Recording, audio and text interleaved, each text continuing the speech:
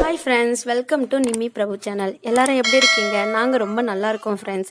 இன்றைக்கி நம்ம என்ன வீடியோ பார்க்க போகிறோம் அப்படின்னா, காலிஃப்ளவர் பக்கோடா எப்படி கிறிஸ்பியாக செய்யறது அப்படிங்கிறத 2-3 டிப்ஸோடு நான் சொல்ல போகிறேன்.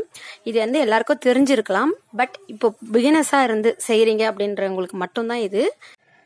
காலிஃப்ளவர் பக்கோடாவுக்கு ஃபஸ்ட்டு காலிஃப்ளவர் இந்த மாதிரி குட்டி குட்டி பூவாக கட் பண்ணிக்கோங்க. கட் பண்ணிவிட்டு 1 டீஸ்பூன் மஞ்சள் பொடி போட்டுட்டு இதில் சுடு தண்ணி ஊற்றி வச்சிடலாம். இதில் எந்தாவது பூச்செல்லாம் இருந்தாலுமே வெளியே வந்துடும். ஆஸ் யூஷுவல் இது எல்லாருக்குமே தெரியும். ஒரு வேளை பிகினர்ஸ் யாராக பார்க்குறீங்க அப்படின்றதுக்காக சொல்கிறேன். இப்போ இது ஒரு 10 நிமிஷம் ஊறட்டும். ஊறினதுக்கப்புறமா இந்த தண்ணி இதிலேருந்து 2-3 டைம் நல்ல தண்ணி ஊற்றி கழுவி எடுத்துக்கலாம். கொஞ்சமாக சால்ட் போட்டுக்கலாம். உள்ளக்கவும் நல்லா உப்பெல்லாம் ஊறும், அதுக்காக. சரி, ஒரு 10 நிமிஷம் அப்படியே இருக்கட்டும்.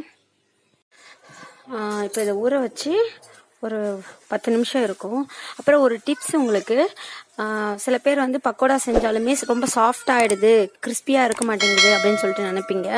அப்படி இருக்கக்கூடாது அப்படின்னா, இந்த காலிஃப்ளவரில் தண்ணி ஊற்றுறோம் இல்லையா, அது ரொம்ப கொதிக்க தண்ணி ஊற்றிடாதீங்க. நல்லா வெதுவெதுப்பாக அப்படி கையை வச்சா வைக்கிற அளவுக்கு நல்லா வெதுவெதுப்பாக இருக்கிற தண்ணியாக ஊற்றுங்க. ரொம்ப பாயில்டு வாட்டர் ஊற்றுனீங்க அப்படின்னா ரொம்ப, அதாவது பூ நல்லா வெந்துருச்சுன்னா அப்போ அந்த கிறிஸ்பினஸ் உங்களுக்கு கிடைக்காது. அதனால வெதுவெதுப்பான தண்ணி ஊற்றினீங்கன்னா நல்லா கிறிஸ்பியாக இருக்கும். இது ஒரு டிப்பு. இப்போ இது 2-3 டைம் நல்லா தண்ணியை ஊற்றி வாஷ் பண்ணிட்டு காமிக்கிறேன். 2 டேபிள் ஸ்பூன் அளவுக்கு கார்ன்ஃப்ளவர் மாவு, 2 டேபிள் ஸ்பூன் அளவுக்கு மைதா மாவு, கறி masala 1 teaspoon, Kashmiri chilli powder ஒரு 1.5 டீஸ்பூன் போட்டிருக்கேன். இது கலர் கொடுக்கும், காரம் அவ்வளோவா இருக்காது. இது ரெசிபிக்கு தேவையான அளவு உப்பு. நம்ம காலிஃப்ளவர் அந்த தண்ணியில் போட்டோம் இல்லையா, அப்பவும் கொஞ்சம் உப்பு சேர்த்துருக்கோம். ஸோ பார்த்து மிக்ஸ் பண்ணிக்கோங்க. இதை ஃபஸ்ட் நல்லா மிக்ஸ் பண்ணிடலாம்.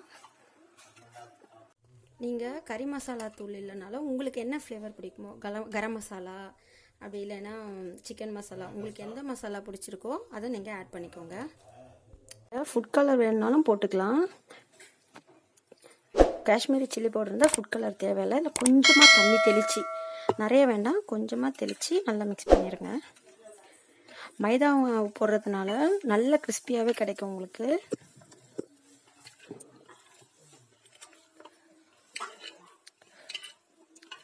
இது ஒரு 10 நிமிஷம் அப்படியே ஊறட்டும். ஒரு 10 நிமிஷம் ஊறினா போதும், ரொம்ப நேரம்லாம் ஊற வேண்டாம். இது ஈவினிங் ஸ்நாக்ஸுக்காக நான் செய்கிறேன். ஊறிட்டே இருக்கட்டும். அதுக்குள்ளே இந்த இயருக்கு எங்கள் வீட்டுக்கு புது வரவு சில பேர் வந்திருக்காங்க. அவங்கள உங்களுக்கு இன்ட்ரடியூஸ் பண்ணி வைக்கிறேன். யாருன்னா African love birds mask mutations. So இதில் பார்த்தீங்கன்னா இவங்க 3 பேரும் அந்த க்ரீன் 2 பேரும் க்ரீன் ஃபிஷ்ஷஸ். இவங்க எல்லோ ஃபிஷ்ஷர், அந்த லைட் எல்லோ ஃபிஷ்ஷர்.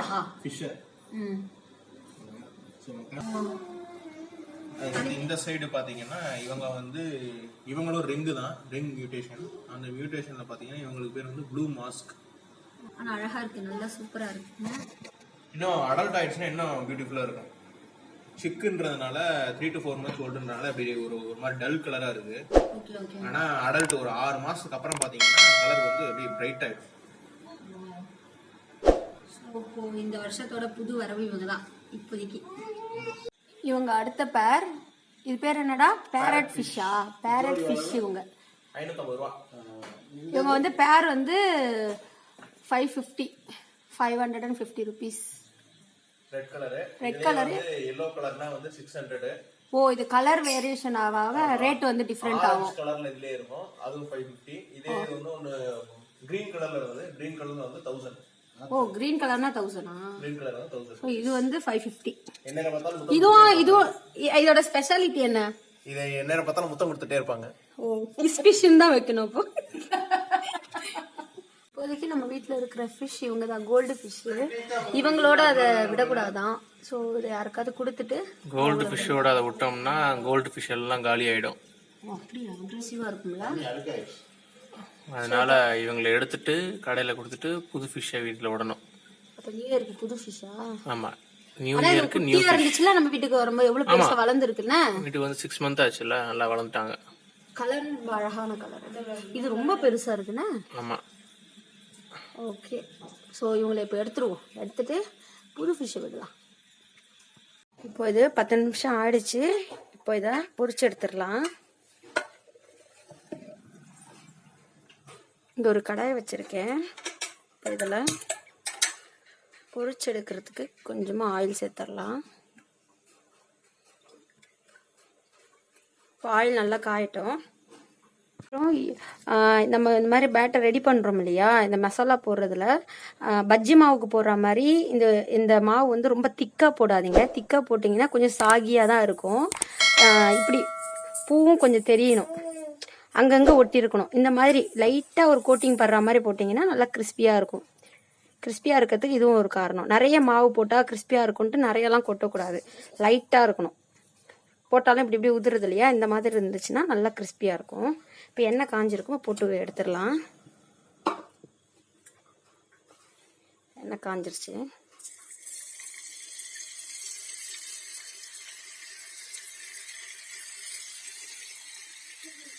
பாருங்க, நல்லா ஃப்ரை ஆகிடுச்சு.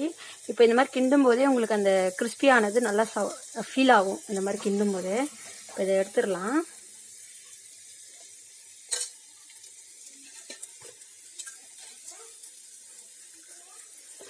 ஃப்ளேவர் ரொம்பவே சூப்பராக இருக்குது. எல்லாத்தையுமே பொரிச்சு எடுத்தாச்சு. பொரிக்கும் போதே பாதி காலி ஆயிடுச்சு. இவ்வளோதான் இருந்துச்சு. இவ்வளோ கிறிஸ்பியாக இருக்குது பாருங்க. டேஸ்ட் பண்ணி பார்ப்போமா? நல்ல கிறிஸ்பியாக இருக்குது, சூப்பராக இருக்குது. நீங்களுமே இந்த மெத்தடில் ட்ரை பண்ணுங்கள், ரொம்பவே சூப்பராக இருக்கும். ட்ரை பண்ணிவிட்டு எப்படி இருந்ததுன்னு கமெண்ட் பண்ணுங்கள். Thank you friends.